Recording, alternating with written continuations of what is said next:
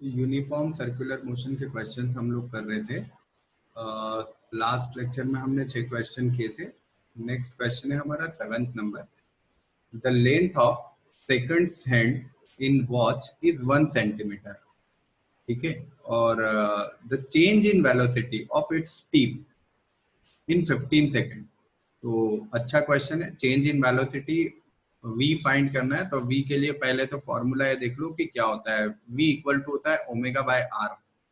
Are तो हमें दिया है 1 सेंटीमीटर, है ना, क्योंकि सेकंड हैंड की जो लेंथ है वो 1 सेंटीमीटर है। तो अब ये जो आपकी क्लॉक है, इस क्लॉक को अगर हम ऐसा डिजाइन करें तो 15 मिनट में कहाँ पहुंची होगी, यहां से यहां। तो इसका एंगुलर डिस्प्लेसमेंट कितना हुआ होगा, π/2। ठीक है ना, ये थीटा मिल गया हमें। तो ओमेगा हम फाइंड कर सकते हैं। ओमेगा इक्वल टू होता है थीटा अपॉन टी। सो π/2 इंटू टी की वैल्यू है 15। सो ओमेगा हमारा हो गया π/30। क्लियर। और अब ये वैल्यू यहाँ रख देते हैं। सो π/30 इंटू आर मतलब 1 सेंटीमीटर। तो ये सेंटीमीटर पर सेकेंड। तो हमारा आंसर आया π/30 सेंटीमीटर पर सेकेंड। ठीक है।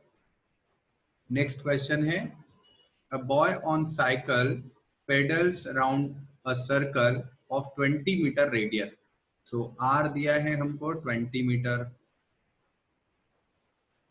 एंड स्पीड दी है v is equal to 20 metre पर सेकेंड।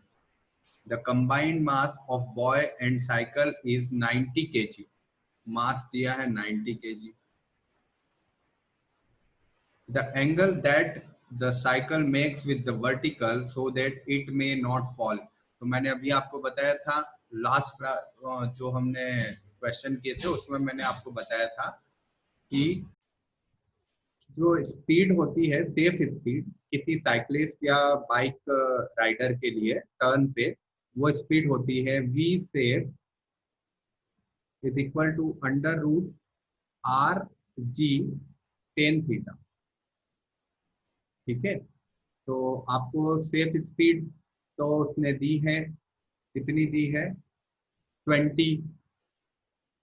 ये तो उसने पहले से डिसाइड कर दिया है, तो हम इधर 20 का स्क्वायर कर देते हैं ताकि उधर से रूट हट जाए। आर कितना दिया है, आर भी 20 दिया है, तो एक 20 से ये स्क्वायर तो कट ही होने वाला है।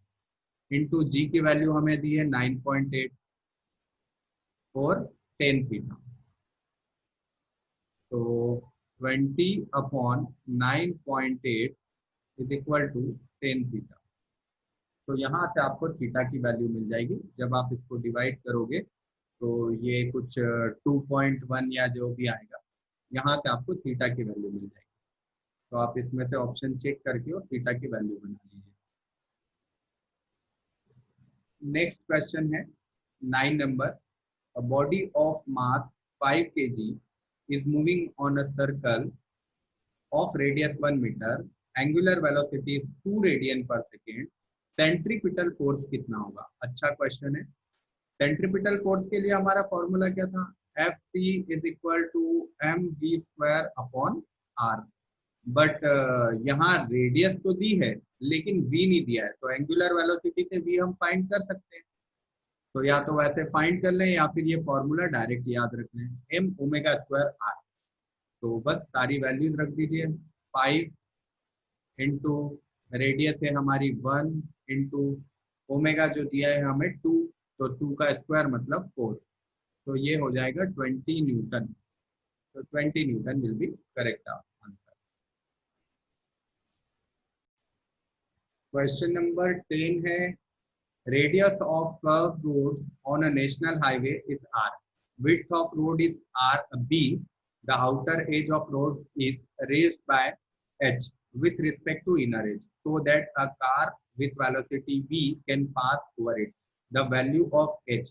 तो ध्यान रखिए, ये एक फॉर्मूला आप याद कर लीजिए। ये इस तरह का क्वेश्चन है। रोड का ये आउटर एज है जिसको h हाइट से उठा दिया है, और ये है b, ये है h। तो ये कितना बनेगा, अगर ये थीटा एंगल है तो tan theta is equal to आपका बन जाएगा h अपॉन बी। अब आपको क्या फाइंड करना है? आपको फाइंड करना है एच। तो एच कितना हुआ? B ten theta. क्लियर है ना? ये आपका एच हुआ। अब बी और टेन थीटा, तो बी तो हमें वैल्यू दी हुई है, बट हमें टेन थीटा के बारे में फाइंड करना है। टेन थीटा के लिए मैंने आपको क्या बताया था? कार के लिए सेफ वेलोसिटी क्या होती है?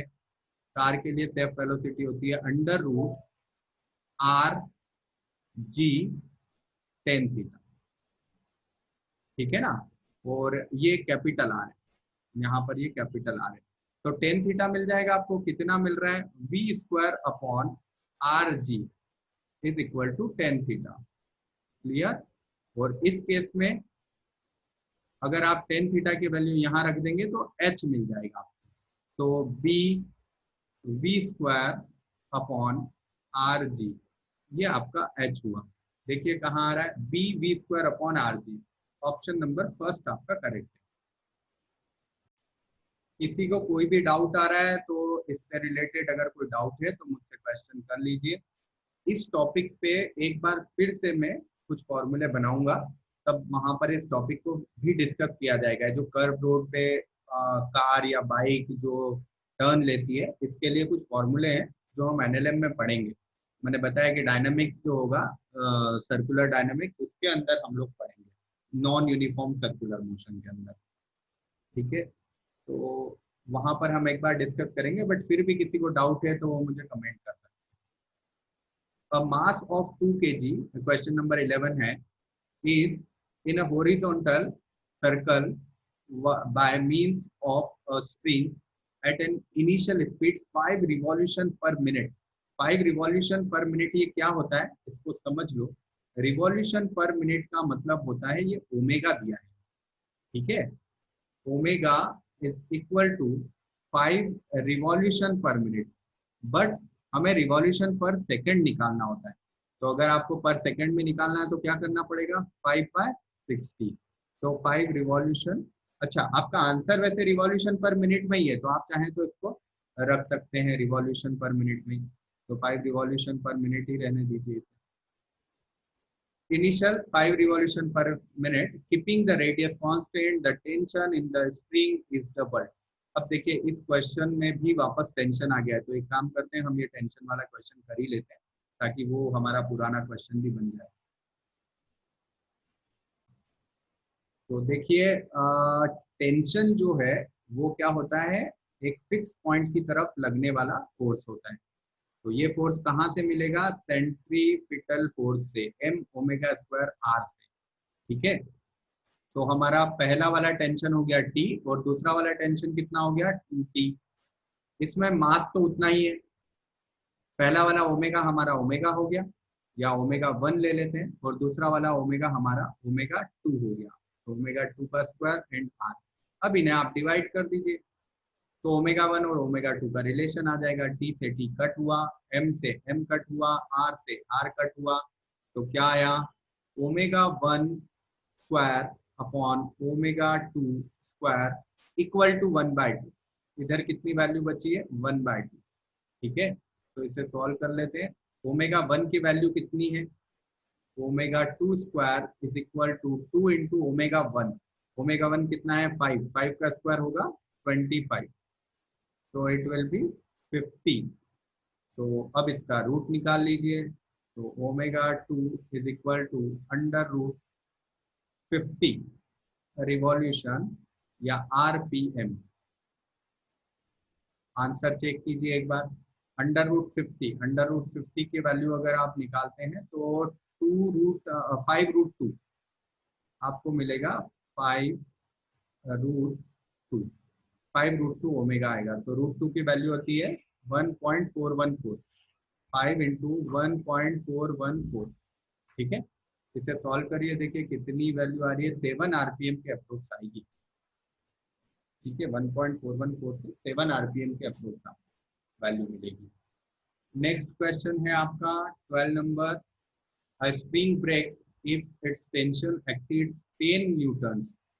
A stone of mass 250 gram tied to this spring of length 10 centimeter is rotated in horizontal।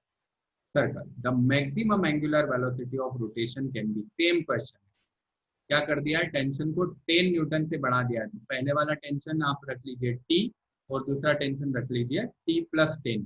ठीक है, सेम इक्वेशन में टी प्लस 10 रख लीजिए और आंसर मुझे बताइए 12 नंबर कितना आ रहा है।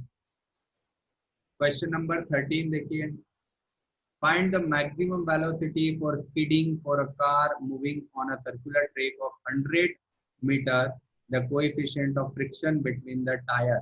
तो वी सेफ, हालांकि फ्रिक्शन का क्वेश्चन है बट आप यहाँ देख लीजिए mu R G, direct value रख लीजिए। म्यू की वैल्यू है 0.2, जी की वैल्यू आप 10 रख लीजिए, और आर की वैल्यू जो है वो है 100। ठीक है, तो आपका वी सेफ जो आया वो आया √200 या 10√2। तो 10√2 विल बी 14 मीटर पर सेकेंड, 14 मीटर पर second. D will be correct option.